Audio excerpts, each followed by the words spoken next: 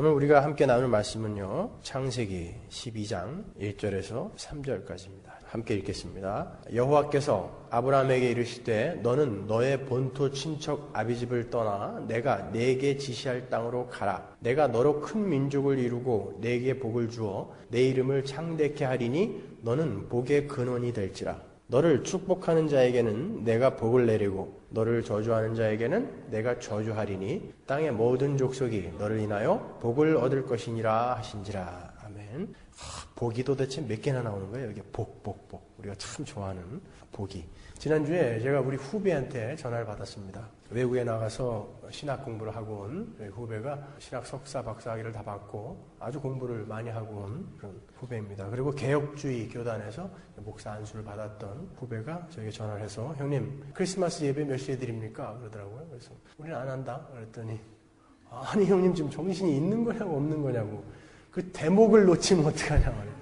추수감사절도 제대로 안 드려, 부활절도 제대로 안 드려, 성탄절 예배도 없어. 그 대목 3개를 다 놓치면은 형님 교회를 어떻게 운영하시려고 그럽니까? 그러더라고요. 그래서 제가 너 같은 외인수들 와가지고 헌금 한답시고 복 채놓고 복 빌고 갈까봐 우리는 안 한다. 여러분 아무리 공부를 많이 하고 또 교회를 아무리 오래 다녔어도 복음을 제대로 알고 있지 못하면요 그런 이야기를 하게 되는 거예요.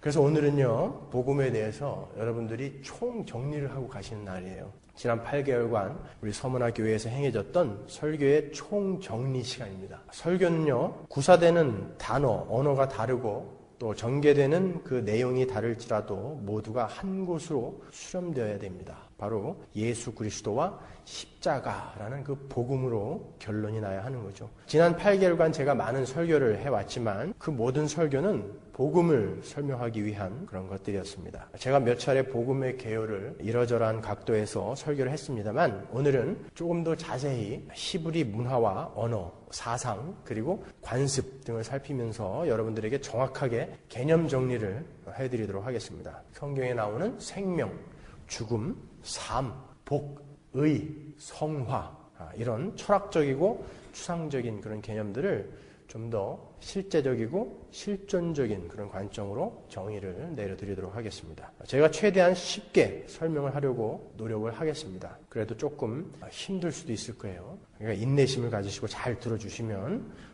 그리고 집에 가서 여러 번 들으셔야 돼요. 오늘 설교는요. 특히 방송을 들으시는 분들에게 제가 말씀드립니다. 여러분들이 지금 매주 들으시는 우리 서문화교회 설교 방송은 한 20분쯤이 잘려나간 그런 방송을 듣고 계시는 거예요. 그러니까 어떨 때는 앞뒤가 이렇게 연결이 안 되는 부분도 있으실 텐데 이번 주 설교는 꼭 저희 서문화교회에 전화를 하셔서 설교 테이프나 CD를 신청해서 처음부터 끝까지 다 들으시기 바랍니다. 자, 우리가 성경을 잘 이해하기 위해서 꼭 필요한 것이 히브리 사람들의 언어와 사상 그리고 문화와 습관 그들의 배경을 잘 알고 있어야 됩니다. 먼저 히브리 사람들의 삶과 죽음에 대한 개념을 우리가 살피고 넘어가겠습니다. 성경에는 살았다 혹은 죽었다라는 말이 많이 나오죠. 우리는 죄와 허물로 죽어 있었다. 우리는 예수 안에서 다시 살았다 그런다고요. 자, 히브리 사람들의 삶과 죽음에 대한 개념은 우리의 것과 조금 다릅니다. 자, 창세기 2장 7절로 가겠습니다. 여호와 하나님이 흙으로 사람을 지으시고 생기를 그 코에 불어넣으시니 사람이 생명이 된지라 그럽니다. 하나님께서 흙으로 사람을 지으셨습니다. 그리고 그 지으신 존재에게 생기를 불어넣으셨어요. 여기에서 쓰인 생기라는 단어는 네스와마라는 히브리어입니다. 네스와마. 여러분이 잘 아시는 르와흐하고 같은 말이죠. 생기를 불어넣었더니 그 존재가 살아있는 존재가 되었습니다. 생명이 되었다 그래요. 생명이 되었다. 이 생명이 되었다라는 말을 히브리 원어로 보면 하이 네페시 하야예요. 하이 네페시 하야. 그래서 하이는 살아있는 이런 뜻이고 네페시라는 뜻은 being, 존재라는 뜻이에요. 그래서 영어 성경에 특히 NIV에는 생명이 되었다라는 말을 became living being이라고 번역이 되어 있습니다. became living being. 아주 잘 번역한 거죠. 원어의 뜻에. 우리는 헬라 문명의 영향을 많이 받고 있어요. 그 알렉산더의 팍스 로마나가 이 시대까지 영향을 미치고 있습니다. 그래서 헬라의 이원론으로 많은 사고를 하고 있죠. 그것은 히브리 사상과는 많이 다른 것입니다. 그래서 우리가 성경을 이해하는데 조금 어려움을 겪을 때도 있는 거예요. 헬라의 사고방식에 영향을 받은 우리는 어떻게 이해를 하고 있는가 하면 하나님께서 티끌, 흙재, 아파르라고 하죠. 이 티끌로 사람을 만들어 놓으셨습니다. 네페시를 만들어 놓은 거예요. 그러니까 리빙 네페시가 되기 전에 이 네페시를 흙으로 만들어 놓으신 거죠. 그 사람은 그냥 인형에 불과했던 것으로 우리는 알고 있어요. 그죠? 움직이지 않는 마네킹, 눈동자도 그냥 한 곳만 응시하는 그런 인형으로 알고 있어요. 근데 거기에다가 루아흐, 네사마, 생기가 들어가니까 이게 비로소 말도 하고 피도 통하는 이런 살아있는 존재가 되었다. 이렇게 이해를 하고 계시잖아요. 근데 히브리 사람들은 이 네페시, 존재를 그렇게 이해하고 있지 않습니다. 히브리 사람들이 쓰는 이 네페시, 이 존재라는 이 말의 개념은요, 육신과 정신, 성품, 인격, 사람이 사람이기 위해 필요한, 존재가 존재하기 위해 필요한 모든 영적, 육적 요소를 다 포함해서 네페시, 존재라고 이야기한다고요. 그러니까 김성수가 김성수이기 위한 그러한 외양, 성품, 인격, 의식, 무의식까지 모든 걸 다 가르쳐서 네페시, 존재라고 이야기한다고요. 그런데 히브리 사람들은 이 네페시라는 단어를요, 우리가 종종 스피릿이라고 번역을 하는 루아흐라는 단어와 하트라고 번역하는 레브라는 말과 혼용해서 막 쓴다고요. 네페시, 루아흐, 이 레브라는 단어들을 히브리 사람들은 생명, 생기, 호흡, 영혼, 기운, 존재 이런 뜻으로 혼용을 해서 쓴다고요. 그렇다고 해서 이 네페시, 루아흐, 레브라는 단어가 동의어가 아니라고요. 그런데 왜 혼용을 해서 쓰느냐? 이유인즉슨 이렇습니다.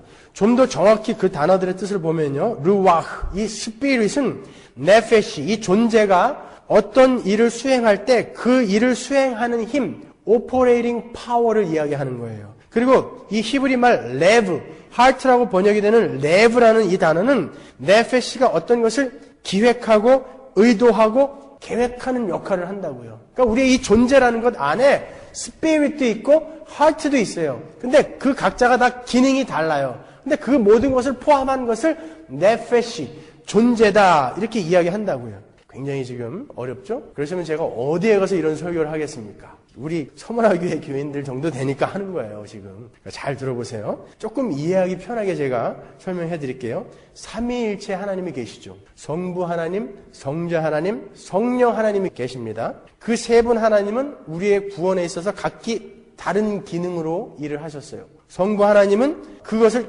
계획하셨고, 성자 하나님은 실행에 옮기셨고, 성령 하나님께서는 적용을 해 나가셨죠. 그런데 이 세 분 하나님은 그냥 하나님으로 대표됩니다. 그러나 기능이 같지는 않아요. 그렇지만 하나예요. 그 하나님은 예수님이라고도 불려요. 그 하나님은 성령님이라고도 불려요. 그러나 하나님이라고 해요.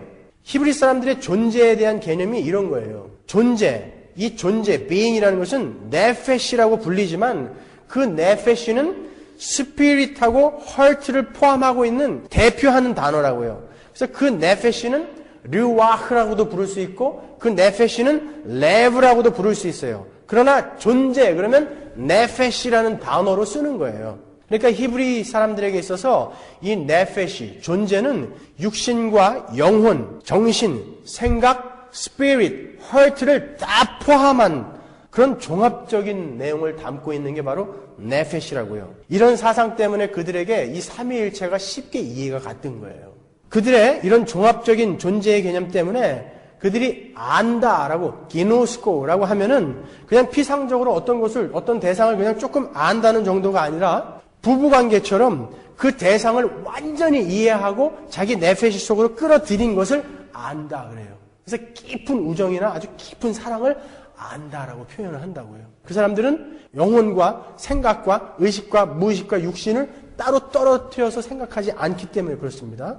또 묵상한다도 마찬가지예요. 우리가 시편 1편에 복 있는 사람은 여호와의 율법을 주야로 묵상한다 그러죠? 우리는 그것을 단순히 성경을 깊이 읽고 생각하고 고민하는 정도로 알고 있어요. 묵상한다는 것을. 그러나 히브리 사람들의 사고에 따르면 묵상한다는 것은 읽고 생각하고 고민하고 그것을 적용하고 실천하는 것까지를 묵상한다라고 그래요. 그러니까 다른 거예요. 우리처럼 이렇게 영혼, 생각, 헐트하고 이 육신은 다른 것이다라고 이 이원론을 생각하지 않고 그들은 네페시를 하나로 생각한단 말이에요.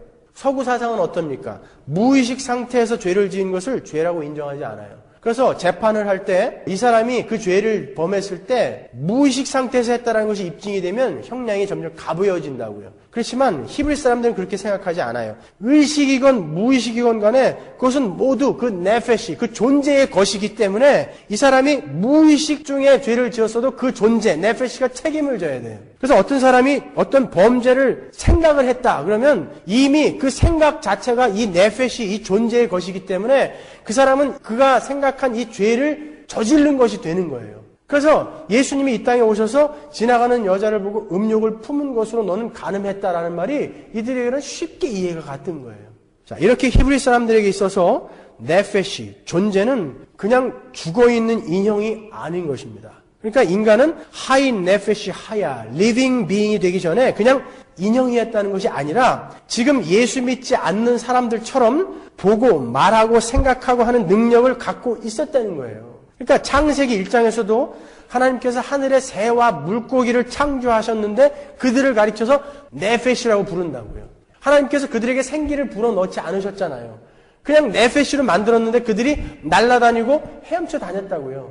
인간도 처음엔 생명이 되기 전에 이 네페시 존재로 하나님이 만들어 놓으셨을 때 그렇게 생각하고 움직이고 말하고 했을 거라는 거예요. 그런데 하나님께서 생기를 불어넣으셨더니 그 존재가 하인 네페시 하야가 됐다는 거예요. 살아있는 존재가 됐다는 거예요. 그럼 보고 말하고 생각하고 있다고 해서 그것이 살아있는 것이 아니라는 말이 되죠. 제가 이 얘기를 하려고 지금 여기까지 설명해 드린 거예요. 보고 말하고 듣고 생각한다고 해서 그것이 살아있다라는 것이 아니란 말이에요. 히브리 사람들의 사상에 의하면은. 자, 히브리 사람들에게 있어서 죽었다는 개념은 그럼 뭔가? 이 존재, 네페시가 존재하기 위해서 필요한 모든 것, 그러니까 건강, 지식, 지혜, 인격, 성품 이런 모든 것들을 그들은 생명이라고 불러요. 생명. 그리고 이 존재가 존재하기 위해서 필요한 그 모든 요소를 100% 소유하고 있는 상태를 happiness, 행복이라고 그래요. 그 사람들은. 그것을 행복이다 그렇게 이야기한다고요. 그래서 모든 인간은 그 행복을 추구하게 되어 있습니다. 처음에 창조되었을 때, 이 네페시가 창조되었을 때 생기가 불어넣어져서 인간이 하인 네페시 하야, 리빙 빙, 생명이 되었다고요. 그때 100%의 이 해피니스, 생명력을 갖고 있었습니다. 그 상태가 행복한 상태였어요. 비록 죄를 지을 가능성은 있었지만 죄를 짓기 전에 인간은 100%의 그 생명을 갖고 있었다고요. 그런데 죄를 지었습니다. 그 죄로 말미암아 인간에게 뭐가 들어왔죠? 질병, 고난, 죽음이 들어왔어요. 인간에게 질병과 다툼과 고난 등이 닥치게 되면 인간은 아프고 고통스럽고 슬프죠. 그러면은 100% 행복할 수가 없어요. 이 죄로 말미암아 인간에게 들어온 고난과 고통과 질병과 이 죽음 때문에 인간은 행복할 수가 없어요. 아픈데 행복해요? 안 된다고요. 다른 사람들과 관계가 깨져가지고 막 왼수같이 지났는데 행복해요? 아니라고요. 그것은 100%의 만족한 생명력을 소유하지 못했다는 증거예요. 부족한 상태가 되는 거예요. 100%가 아니라 아프면 80%, 70%, 60%. 제가 설명하기 쉽게, 여러분들이 이해하기 쉽게 지금 설명해 드리는 거예요. 이 생명력이 100% 있어야 되는데 고통과 질병과 이 죄가 들어와가지고 말이죠. 우리가 아파요. 사람들은 죽게 돼요. 고난이 있어요. 그렇기 때문에 이 생명력이 부족하다고요. 그런데 인간은 타락을 한 이후에 나면서부터 죄인으로 난다고요. 나면서부터. 그래서 나면서부터 질병과 고통과 사망에 노출되어 있죠. 그래서 인간은 나면서부터 무언가 계속 부족하다고요. 나면서부터. 그래서 사람들은 이 가슴 한 구석이 뻥 뚫린 것 같은 그 공허를 채우기 위해 노력을 한다고요. 돈도 벌고 공부도 하고 일도 하고 사랑도 합니다. 그렇지만 그 부족은 죄로 말미암아 우리에게 주어진 것이기 때문에 그 죄가 해결되어지지 않으면 절대 그 구멍은 메워지지 않아요. 인간은 죄로 말미암아 육신의 죽음을 맞이하게 됐습니다. 나이가 들고 늙어가면서 생명력은 점점 줄어들죠. 힘도 빠져요. 외모도 점점 쭈글쭈글 늙어갑니다. 결국 모든 생명력을 다 쏟아내어버린 시체가 되는 거예요. 죄 때문에. 히브리 사람들은요, 죄로 말미암아 우리에게 주어진 그 죽음으로 향해서 우리가 점점 생명력을 소진해 가는 그 전체의 과정을 죽었다 그래요. 그러니까 이 죽음이 없었으면 죽었다라는 개념이 없는 거예요. 근데 죄로 말미암아 우리에게 사망이 왔어요. 그래서 이 사망으로 계속해서 지금은 뭐 한 80%의 생명력을 갖고 있다 할지라도 점점 늙어가면서 70%, 60% 이렇게 생명력이 줄어들어가서 결국은 다 쏟아버리고 시체가 되는 그 전체의 과정을, 그 죽음으로 향해 가는 전체의 과정을 죽었다 그런다고요. 예를 들어서 이스라엘이 가나안에 들어가기 전에 길갈에서 할례를 행하죠. 그래서 그들이 굉장히 고통스러웠어요. 할례를 행하면. 할례 받은 사람은 알 거예요. 얼마나 고통스러운지.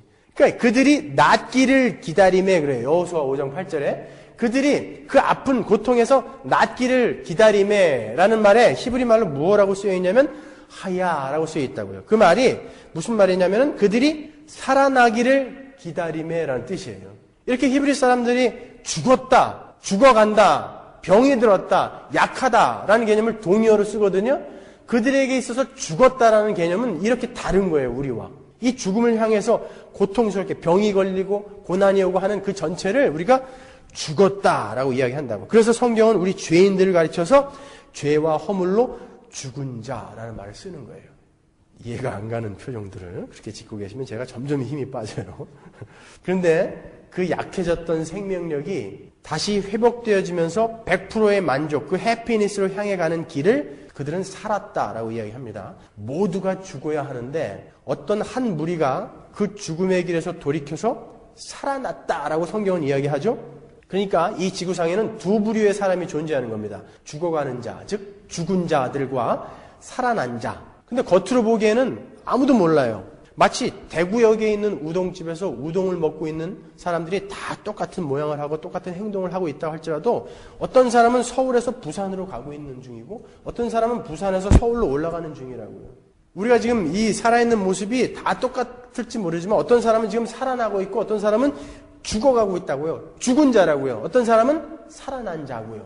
그러니까 죽어가고 있는 죽은 자인 도덕적으로 윤리적으로 선한 사람이 있는가 하면 살아나고 있는 산 악당이 존재할 수 있는 거예요. 중요한 것은 그 사람이 정말 살아난 자인가가 중요한 거예요. 그런데 여기서 또 한 가지 우리가 잘 알아두어야 할 개념을 하나 짚고 넘어가야 됩니다. 히브리 사람들은 그렇게 어떤 존재가 살아있는 존재가 되기 위해서 living nephesh, living being이 되기 위해서 필요한 모든 생명력, 그 필요한 모든 요소를 바라크, 복이라고 그래요.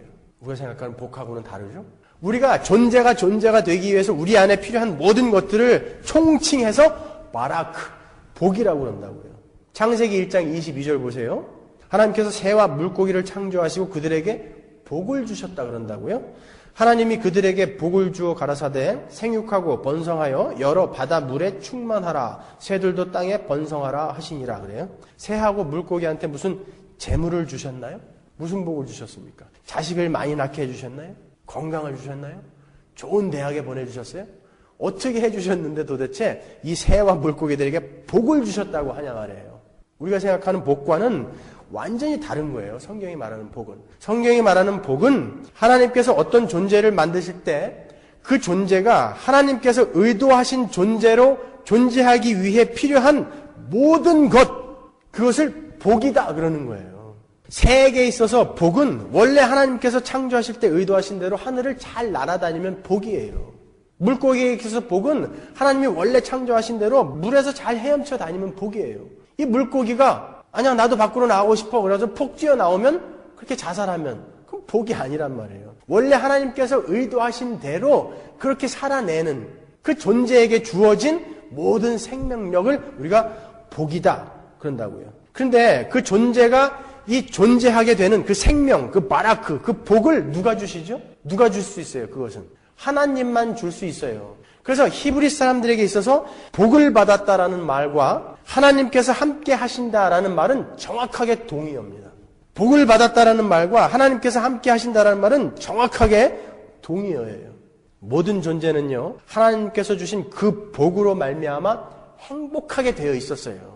그 복을 제대로만 소유하고 있었으면 행복하게 되어 있었어요. 그래서 구약에서는 하나님께서 이 네페시에게 주신 그 복, 그 생명력으로 말미암아 파생되는 것을 부유함이라든지 건강이라든지 자식이 많아지는 것이라든지 오래 사는 것으로 표현을 해놓은 거예요. 분명 그것은 하나님께서 주신 복의 결과예요. 오해하지 말고 잘 들으셔야 돼요. 끝까지. 분명히 이것은 하나님께서 주신 복, 바라크의 결과라고요. 사람들은 그런 것이 있으면 잠깐이지만 굉장히 행복해하죠. 그런데 그 복은요, 하나님께서 우리와 함께 하실 때만 참 복이에요. 히브리 사람들에게 있어서 복을 받았다는 말과 하나님께서 함께 하신다는 말이 정확하게 동의어라고 그랬죠. 그렇기 때문에 그것은 하나님께서 함께 하실 때만 복이에요. 그런데 인간이 죄를 짓자 하나님께서 떠나가 버리셨어요.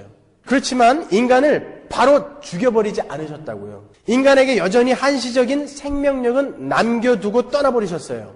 그렇기 때문에 그 인간이 살아있는 동안에 하나님이 주신 이 복, 바라크, 이 생명력이 우리 안에 있는 동안에는 그 하나님께서 주신 그 생명력, 복의 파생물인 복의 모양이 나타나는 거예요. 부유함이라든지 건강함이라든지 그런 우리가 부러워하는 것들이 우리 주변에 그렇게 나타나고 있는 거예요. 그러나 하나님이 없는 피상적인 복의 모양일 뿐이에요.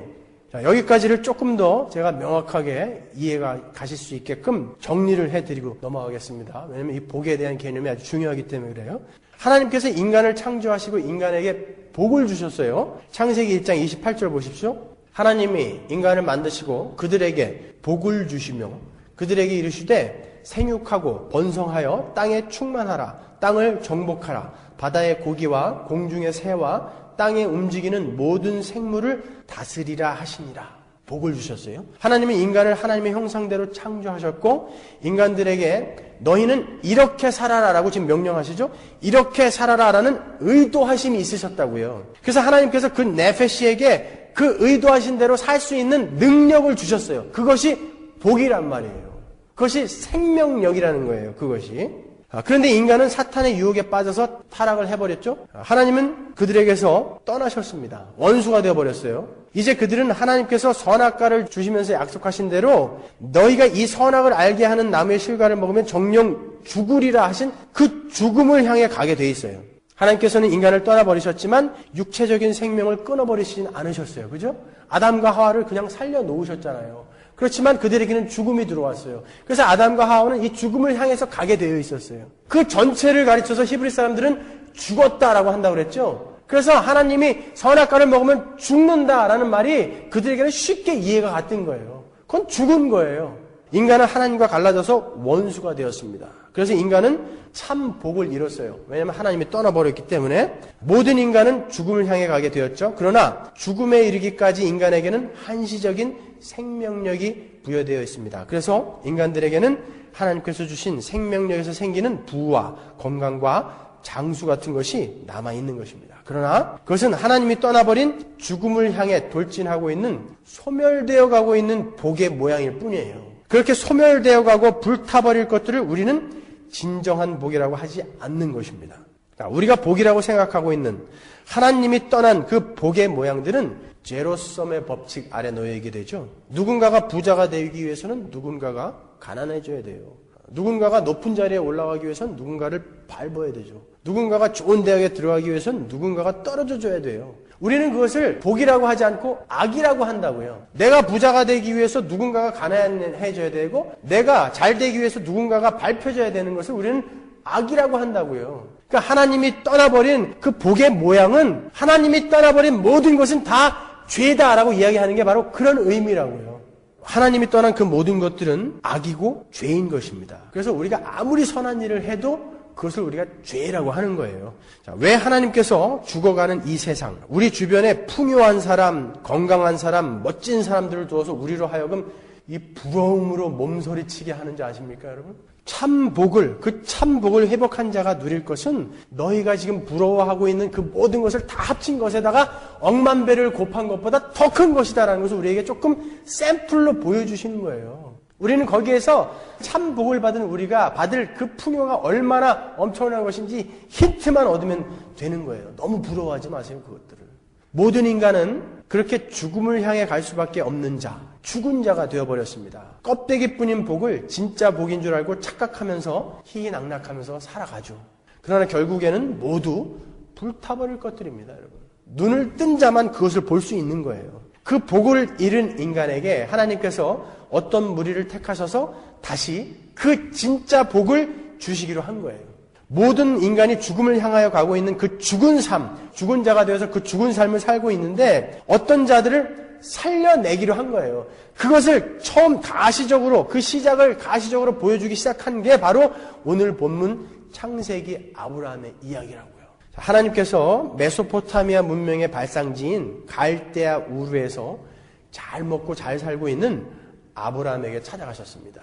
오늘날 이라크 지방이죠. 이미 그때 당시 수세식 화장실이 있었던 아주 풍요로운 그런 곳이었습니다. 아브라함도 역시 풍요는 누리고 있었어요. 그렇지만 그는 죽어가는 자, 죽은 자였습니다.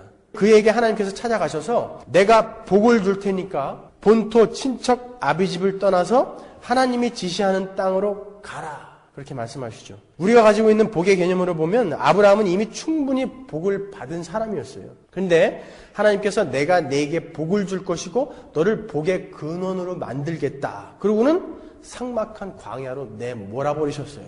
그런데 성경은 삭막한 광야로 내몰린 아브라함을 복의 근원이며 복받은 자 이렇게 이야기한다고요. 하나님께서는 이 땅에 눈에 보이는 풍요와 안락을 주시기 위해서 아브라함을 갈대아 우르에서 건져내신 것이 아닙니다. 우리가 알고 있죠? 이미 하나님께서는 이 땅에서의 번영과 번성을 주기 위해 이스라엘을 애굽에서 건져내신 것이 아닙니다. 오히려 비옥한 갈대아 우르와 삼각주 땅인 애굽에서 건져내서 먹을 물도 제대로 없어서 바닷물을 끓여 먹여야 하는 가나안으로 갖다 쳐넣어버리신 거예요. 왜요?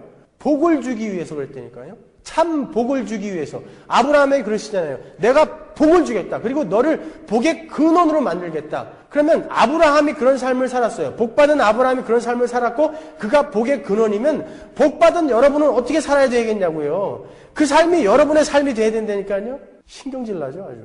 그게 복받은 자의 삶이라니까. 자, 아까 히브리 사람들의 복의 개념이 뭐라고 그랬습니까? 하나님께서 처음 창조하셨을 때 의도하신 대로 충만한 생명력을 가지고 하나님과 함께 거하는 것을 복이라고 한다고 그랬죠. 그 복을 주시기 위한 거예요. 그 복. 그러니까 우리가 이 땅에서 조금 못 배우고 못 살고 못생겼다고 그래가지고 아이고 지지리도 복도 없는 놈. 그러면 안 된다는 거예요. 성경이 말하는 복은 그 복이 아니라는 거예요.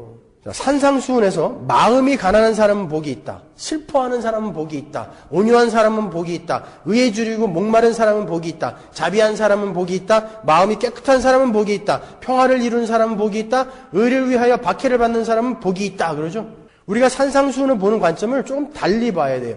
우리가 산상수훈을 볼 때 복 있는 자는 애통해야 되고 마음이 가난해야 되고 마음이 청결해야 되고 핍박을 받아야 한다. 그 관점에서 보는 것보다 누가 복을 받을 수 있느냐의 관점으로 눈을 좀 돌려보는 것도 좋아요. 세상적인 시각으로 볼 때 애통하고 마음이 가난하고 핍박을 받고 그런 상태에 있는 사람들, 다른 사람들이 보기에는 천하의 복도 없고 재수 없는 사람처럼 보일지라도 그가 하나님과 함께 동행하는 복받은 사람일 수 있다라는 관점으로 보여야 되는 거예요. 나는 구원받았는데 왜 마음이 가난하지 않지? 아니 나는 구원받았는데 나는 복받은 자인데 왜 마음이 청결하지 않지? 열심히 노력해야 되겠다. 이런 짐을 지우려고 산상수훈을 우리에게 주신 것이 아니라 복이라는 것은 너희가 생각하는 이 세상의 것과는 완전히 다른 거라는 것을 설명하기 위해서 산상수훈을 우리에게 주신 거예요. 사람이 자비하게 깨끗하게 청결하게 온유하게 살면 세상에서는 바보 취급당해요. 사람이 사업을 할 때 온유한 마음으로 사업을 하면요 손해를 보기 마련이에요. 온유하다고 사람들이 칭찬해줘요? 아니요, 더 밟으려고 그래요. 세상은요. 자비를 베풀면 어차피 자기 것을 나눠줘야 되기 때문에 자기에게는 손해예요. 의에 주려 하면서 의롭게 살려고 하면 너만 잘났냐? 이렇게 욕먹어요. 산상수훈에 나온 이 내용처럼 살면 세상에서는 바보 취급을 받는다고요. 그러나 세상 사람들이 볼 때 그렇게 바보 같고 슬프고 애통하고 미련해 보여도 그는 복받은 자일 수 있다라는 거예요. 너희들 사람들이 그렇게 불쌍하고 일이 안 되고 무슨 가정에 불화가 있고 그렇다고 해서 그 사람은 지지 복도 없는 놈, 믿음도 없는 놈, 신앙도 없는 놈 그렇게 여기지 말라는 거예요. 그 사람이 오히려 복받은 자일 수 있다라는 게 산상수훈의 내용이라는 말이에요, 여러분. 왜요? 복이라는 것은 이 땅의 풍요를 말하는 것이 아니기 때문에 그렇습니다. 오죽하면은 예수님이 공생애를 처음 시작하시고 첫 번째 하신 설교가 복 있는 자는 복에 대한 설교겠어요. 하도 사람들이 복에 대해서 잘못 알고 있으니까 첫 설교를 야 이놈들아 복이라는 것은 그런 것이 아니요. 갑자기 충청도가 아니야. 그걸 설명해 주시는 거야 예수님이요. 니네들이 생각하는 그 복이 아니다라는 거예요. 내가 니들에게 주려고 온 복은 그 복이 아니라는 거예요. 이 세상에서 가장 복받은 자로 완벽한 삶을 살아가신 분이 누구십니까? 예수님이에요. 예수님이 그렇게 풍요와 번영을 누리면서 살다 가셨습니까? 아니지 않습니까, 여러분? 성경의 복은 우리가 태초에 지어진 그 복받은 자로 회복되는 것을 말하는 것입니다. 하나님께서 처음에 의도하신 대로 순종하는 자가 되어서 하나님과 동행하며 하늘의 모든 것을 누리게 되는 것을 복이다 그러는 거예요. 하늘의 모든 것을 누리게 되는 것. 그것을 복이다 그러는 거예요. 시편 128편 1절에 보면 여호와를 경외하며 그 도에 행하는 자마다 복이 있도다 그러죠. 무엇이 복이라고요? 여호와와 관계가 회복되어서 그분을 알아보고 그분의 크심을 알게 되고 그분을 경외하며 그분의 뜻에 순종하며 살게 되는 것을 우리가 복이다 그러는 거예요. 그러면 의라는 것은 무엇인지 공부해 보겠습니다. 우리가 의하면 도덕적이고 윤리적인 면으로 많이 해석을 한다고요. 성경이 말하는 의는 그런 의미와 조금 다릅니다. 성경은요, 타락한 모든 인간을 가르쳐 불의한 자다 그러죠. 불의한 자. 우리가 지옥에 간다면 그 불의 때문에 가는 거예요. 베드로전서 3장 18절 보겠습니다. 그리스도께서 한 번 죄를 위하여 죽으사 의인으로서 불의한 자를 대신하셨으니 이는 우리를 하나님 앞으로 인도하려 하심이라. 육체로는 죽임을 당하시고 영으로는 살리심을 받으셨으니. 예수님은 우리의 불의 때문에 돌아가셨대요. 히브리서 8장 12절이요. 내가 저희 불의를 긍휼히 여기고 저희 죄를 다시 기억하지 아니하리라 하셨느니라. 도대체 의가 뭐고 불의가 뭐길래 그것 때문에 예수님께서 이 땅에 오셔서 죽으셔야 했는가 말입니다. 그 의를 설명하기 위해서 창세기 15장으로 가야 되는 거예요. 창세기 15장에 보면요, 하나님께서 오늘 본문 창세기 12장의 내용을 조금 더 자세하게 설명을 해주시고 계십니다. 하나님께서 아브라함에게 네 자손이 저 하늘의 별처럼 바다의 모래처럼 될 것이다 라고 하시니까 아브라함이 그것을 믿었다 그래요. 그랬더니 하나님께서 아브라함을 의롭다 칭하셨다 그래요. 아브라함이 거기서 뭘 했길래 의롭다 그러시죠? 창세기 15장 6절 보세요. 아브라함이 여호와를 믿으니 여호와께서 이를 그의 의로 여기시고 그런다고요. 뭘 했어요, 아브라함이? 아브라함이 죄를 멀리하고 윤리적으로 도덕적으로 하나님의 정하신 수준까지 잘 살아냈기 때문에 그가 의롭다 이렇게 칭함을 받은 것입니까? 왜 아브라함에게 복을 주시면서 거기서 의를 이야기하시냐고요. 의. 우리가 알고 있는 이 서구 사상의 영향을 받은 듬뿍 받은 의가 뭡니까? 어떤 도덕적, 윤리적 수준을 정해놓고 거기에 맞게 살아내는 것을 우리가 의롭다 그러고 그 수준에 못 미치는 것을 우리가 불의하다 이렇게 알고 있죠. 그래서 믿는 사람들조차도 의하면은 예수님이 우리 죄를 다 사해 주셨기 때문에 우리는 죄가 없어졌고 그래서 우리는 의롭다 이렇게 도덕적이고 윤리적인 차원에서 의를 이해하고 있다고요. 그러나 히브리 사람들에게 있어서는 의라는 것이 그런 서구 사고에서 나온 의, justice, righteousness하고는 다른 거예요. 히브리 사람들의 이 의에 대한 개념은 이러합니다. 네페시, 이 존재는 항상 관계를 갖고 살게 되죠. 네페시와 네페시와의 관계, 네페시와 자연과의 관계, 나와 하나님과의 관계, 이 관계 속에서만 우리는 존재하게 돼 있어요. 이 네페시는요, 존재들은 그 관계의 대상이 나에게 요구하는 것이 있게 되죠. 그렇죠? 부모와 자식과의 관계면 부모가 자식에게 요구하는 관계가 요구하는 뭐가 있다고요. 그리고 자식이 부모에게 요구하는 그 관계의 요구가 있잖아요. 부모는 자식에게 순종하고 자기를 의지하기를 원하고 그런 요구가 있다고요. 자식들은요, 부모가 나를 보호해주고 사랑해주고 하는 그런 관계가 요구하는 것이 있다고요. 하나님과 우리는요, 우리는 하나님께 순종하고 하나님을 전적으로 의지하는, 하나님은 우리를 사랑하고 보호하고 하는 그런 관계가 요구하는 내용들이 있다고요. 그 관계가 요구하는 그 내용에 맞게 살아내는 것을 의롭다 그래요, 히브리 사람들은. 그러니까 여러분들이 여태 알고 있는 것들을 다 부셔버려야 돼요. 다 내려놓으셔야 돼요. 새롭게 쌓아가셔야 된다니까요. 워낙 엉터리들을 배워놔가지고 말이죠. 그렇기 때문에 성경에서 이 의라고 하는 것이 이상한 데 쓸 때가 많아요. 예를 들어서 유다의 며느리 다말이 시아버지를 속이고서 후사를 얻기 위해서 시아버지와 동침을 하죠. 근데 나중에 며느리가 후사를 얻기 위해서 시아버지와 동침했다는 것을 알고 이 유다가 다말을 가르쳐서 네가 나보다 의롭다, 사다크 이렇게 이야기한다고요. 그게 뭐가 의로운 거예요? 며느리가 시아버지 속이고서 시아버지하고 동침을 한 게 의로운 거냐고요. 도덕적으로 윤리적으로 따지면 화형에 처해져야 돼요. 그것은 유다가 그러죠. 화형시켜버려라 그런다고요. 그런데 어떻게 그게 의롭다 그러냐고요. 성경이.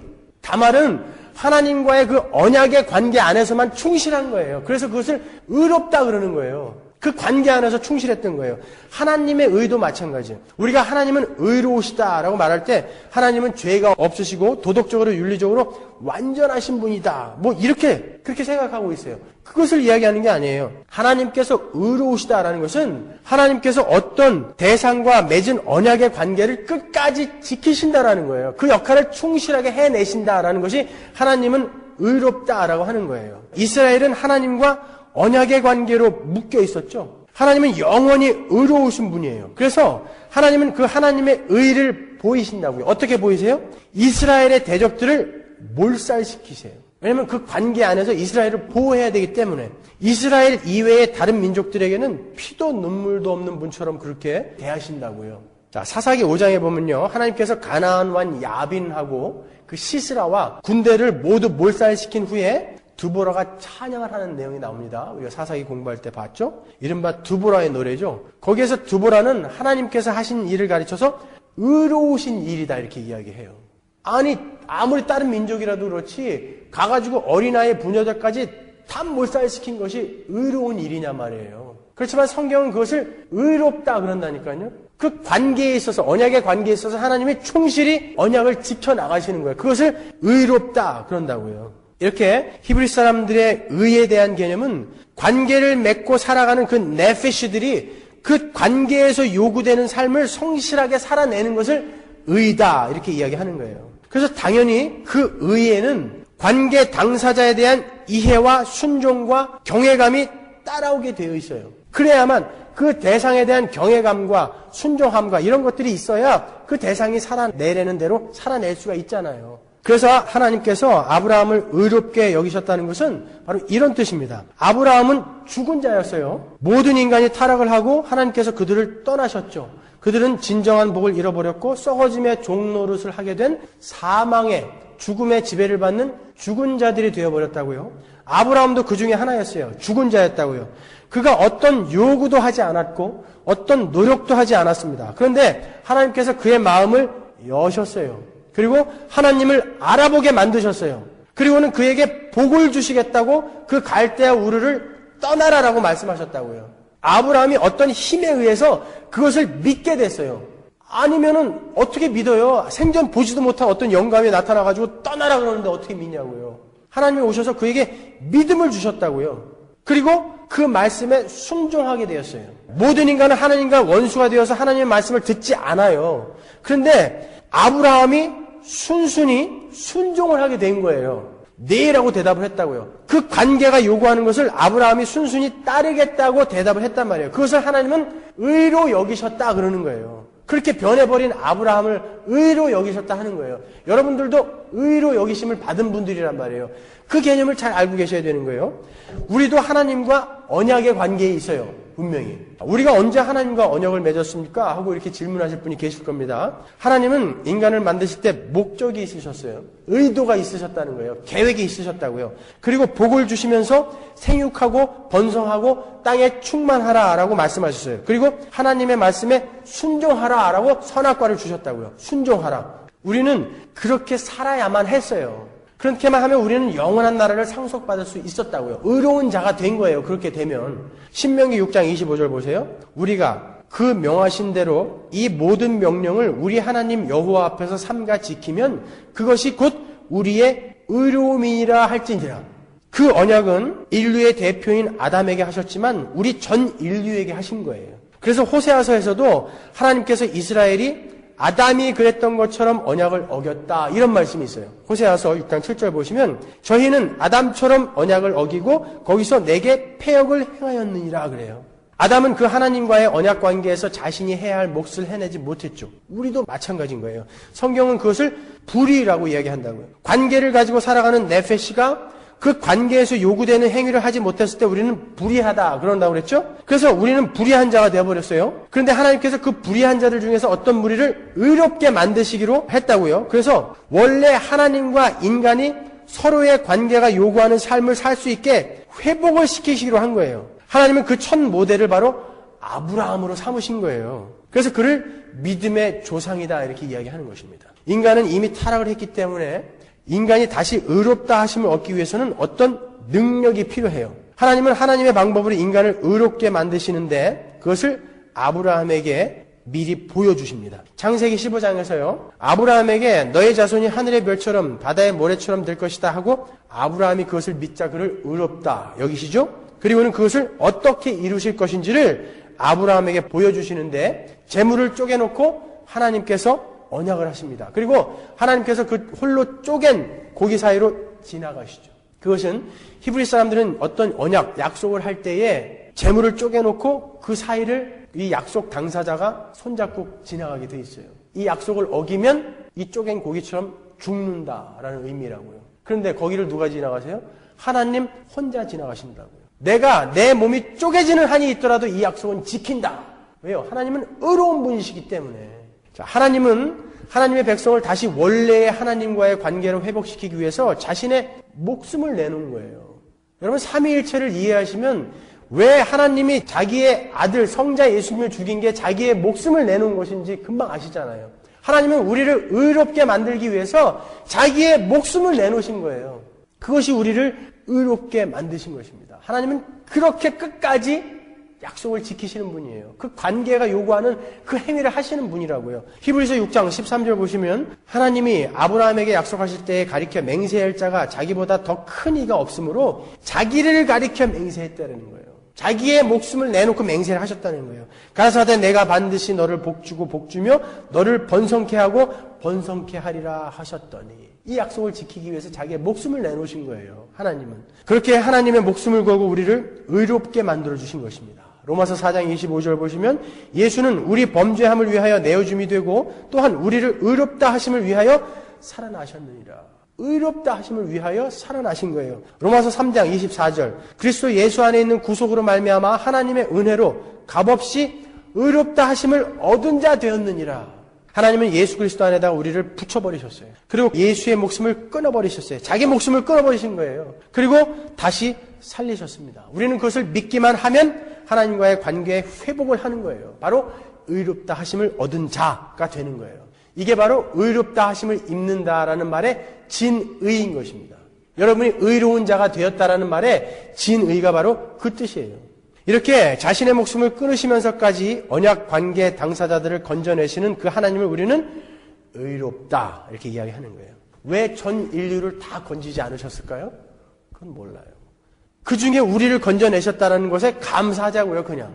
왜 다 건져내시지 않으셨는지는 몰라요. 로마서 5장 1절 그러므로 우리가 믿음으로 의롭다 하심을 얻었은즉 우리 주 예수 그리스도로 말미암아 하나님으로 더불어 화평을 누리자. 이제 화평하게 됐어요. 그 관계가 회복이 됐어요.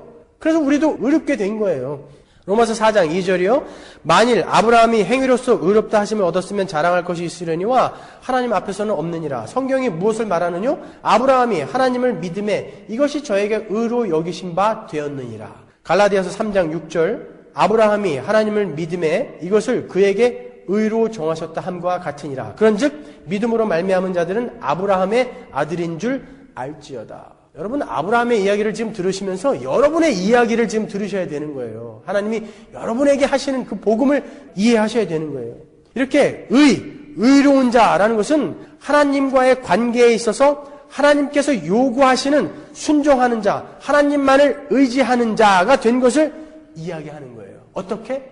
믿음으로.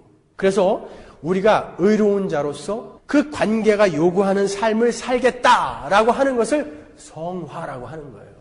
어떻게 더 자세히 설명해요? 어떻게 더 쉽게 설명해요? 이거보다. 여러분 들으세요 가셔서. 하나님은 우리에게 의를 선물하시는데 다른 방법을 쓸 수도 있었어요. 그런데 왜 예수님께 붙여놓으신지 아십니까?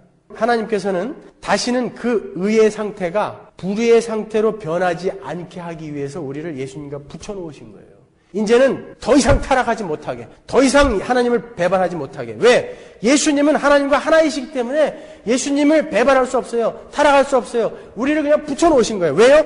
우리에게 이제 영원한 그 생명, 영원한 복을 주시기 위해서 예수에게 붙여놓은 거예요. 그냥 우리를 다시 이렇게 만들어 놓으면 우리는 언제든지 또 타락할까봐 그냥 이제는 영원히 타락하지 못하고 하나님과 영원히 그 복을 누리면서 살 수 있게 그 영원한 생명을 100%의 해피니스를 우리에게 선물해 주기 위해서 예수에게 붙여놓은 거예요. 그게 유니온 크라이스트입니다. 8개월 동안 제가 설교한 걸 지금 하나하나 다 정리해 드리는 거예요. 그게 유니온 크라이스트인 거예요. 그래서 이제 우리는 복을 받았습니다. 하나님과의 관계가 회복되었습니다. 이제 의롭게 되었어요. 그래서 이제 창세기에서 하나님께서 인간을 만드시고 인간에게 요구하시고 의도하신 내용을 지켜낼 수 있는 사람이 된 거예요. 어떤 명령을 하셨습니까? 우리가 문화명령이라고 하는 내용이에요. 보세요. 창세기 1장 28절. 하나님이 그들에게 복을 주시며 그들에게 이르시되 생육하고 번성하여 땅에 충만하라. 땅을 정복하라. 바다의 고기와 공중의 새와 땅에 움직이는 모든 생물을 다스리라 하시니라. 바로 이 요구가 복을 받고 의롭게 되어진 영생을 얻은 여러분들에게 다시 요구되어지고 있어요. 어떻게 해요?